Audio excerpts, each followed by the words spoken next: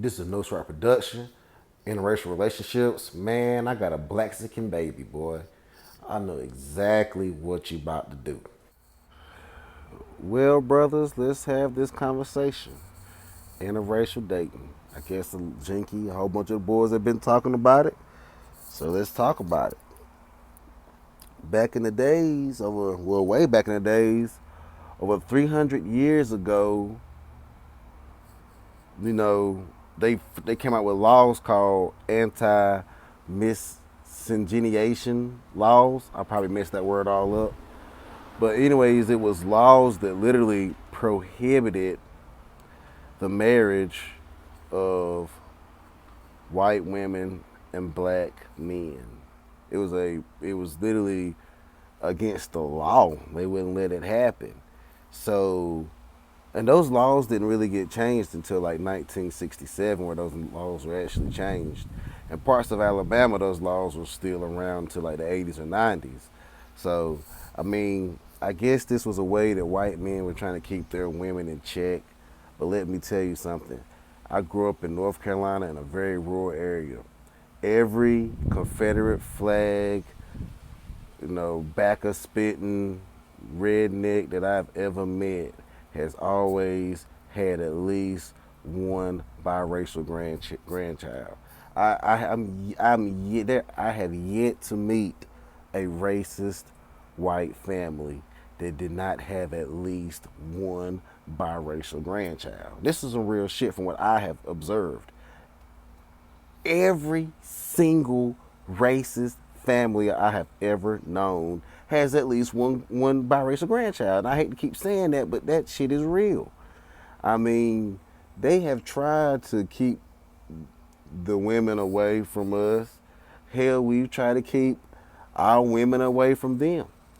Our women have put on blonde wigs. They women have started wearing braids. They women used to want to be small and petite.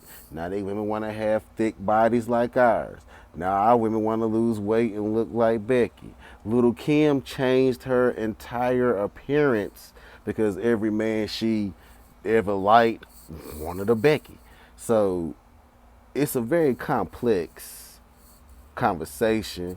But at the end of the day, you have to go with what you like. If you like it, I love it. Don't compromise yourself for it. Don't be one of those brothers that completely changes who he is just to be with a Becky. If being with a Becky coexists and who you are and the man you go on your own way to be, then that is what it is, man. I ain't mad at you. And any brother that's telling you that they mad at you is a hater.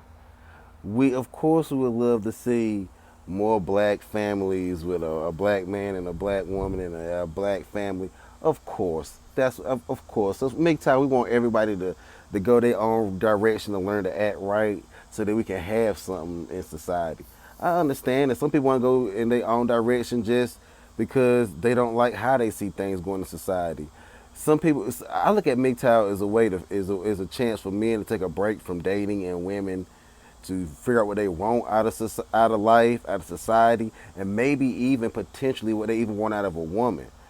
Because you can't go your own way and find a spouse if you don't really know what you want. So I mean, the interracial thing is a big conversation. It's heavy. There's cultural differences. There's historical differences.